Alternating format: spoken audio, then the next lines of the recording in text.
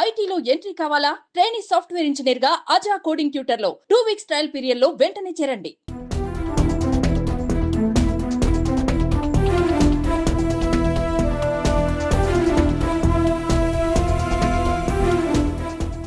యాజమాన్యంతో మాట్లాడతాం అంటే మాకు సంబంధం లేదు, మీరు ఏం చేసుకోండి మేము చేయవలసింది ఏమీ లేదు. మేమైతే బాండ్ రాసామన్నాము, 2 లక్షలు వీళ్ళన్నా 2 లక్షలు కడితేనే ట్రీట్మెంట్ చేస్తాను. నిన్న ఈ నుంచి ఈ అబ్బాయిని చాలా ఇబ్బంది పెట్టేశారన్న. ఇప్పుడు వచ్చి దగ్గరగా 20 నుంచి 25 లక్షల దాకా కట్టాడు మనోడు. అప్పు చేసి కట్టాడు మనోడు. ఒక డ్రగ్ టెస్ట్ చేసుకుని పని చేస్తూ ఉంటాడు అన్న. అప్పులు చేసుకుని లోన్ చేసుకుని కట్టాడు మనోడు. విషయం అడుగుతూ ఉంటే సమాధానం చెప్పకుండా 2 లక్షల కట్టిన ట్రీట్మెంట్ చేస్తాము, లేని పక్షంలో మీరు బాండ్ రాసేవని చెప్పేసి యాజమాన్యం ఎవరన్నా రామరాజు గారు ఆయన ఒక ఇన్ఛార్జ్ రాజారాం గారు అని చెప్పేసి ఆయన అన్నారు. గంటా సతీష్ అతనికి ఫోన్ చేసి డైరెక్ట్ సీఏ గారు ఫోన్ చేసి అడుగుతా ఉంటే వచ్చి మీరు ఏమైనా మాట్లాడతారా, సమాధానం చెప్తారంటే మేమేం చేయం, మీరు ఏం చేసుకోండి, మీరు దయచేసి ఆ అమౌంట్ కట్టేసి అక్కడి నుంచి వెళ్ళండి అని చెప్పేసి మాకు బెదిరిస్తున్నారు. స్టాఫ్ తో కూడా బెదిరిస్తున్నారు అసలు మాకు. అంతేకా మమ్మల్ని చాలా తక్కువ చేసి చూస్తున్నారన్న. అంటే మాకు చాలా వర్స్ట్ టైం మాట్లాడతారన్న. అసలు ఎవరు కూడా రెస్పాండ్ అవ్వట్లే. ఎవరన్నా ఇన్ఛార్జ్లు అవుతూ అంటే మాది కాదు శ్రీనివాసరావు కదా రామరాజు ఒకరి మీద ఒకరు తోసుకుంటారు తప్ప అన్న. ఇక్కడ సమాధానం చెప్పట్లేదు. పిల్లడు చనిపోయే సమాధానం ఈ రోజు పొద్దున్న 7 గంటల వరకు చెప్పలేదన్న. బాండ్ రాసి వెళ్ళరా బెదిరిస్తున్నారన్న ఈ అబ్బాయిని. అసలు బాడీ అయితే ఇవ్వనని చెప్పేసి ఇప్పుడు కూడా అంటారన్న. ఇంకా పైన ఉన్నారన్న వాళ్ళు. రాజమండ్రి ఈ నడిబొడ్డులో ఉన్న లిటిల్ స్టార్స్ హాస్పిటల్ ఇది కట్టి 7 నెలలు అయింది. 7 నెలల్లో ఇవాళ ఈ వారంలో అంటే ఒక 2 నెలల క్రితం ఒక బాబు పుట్టి జాయిన్ చేశారు. తల్లిదండ్రులు వచ్చేసి నిరుపేదలు. అమ్మాయి ఇంట్లో పని చేసుకునేది, అబ్బాయి బెలూన్ డెకరేషన్ చేసుకునేవాళ్ళు.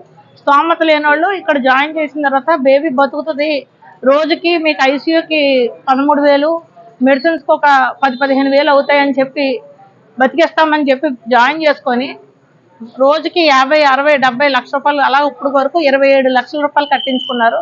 27 లక్షల రూపాయలు కూడా అబ్బాయి చర్చిల్లోకి వెళ్ళి ఎంతో కొంత ఇవ్వండి, నా బిడ్డ ప్రాణాపాయ స్థితిలో ఉంది అని చెప్పి అలా తెచ్చి, అలాగే చేతికి అందిన అప్పులు తెచ్చి ఈ అప్పులతోటి ఈ బిడ్డని కడతా ఉన్నారు.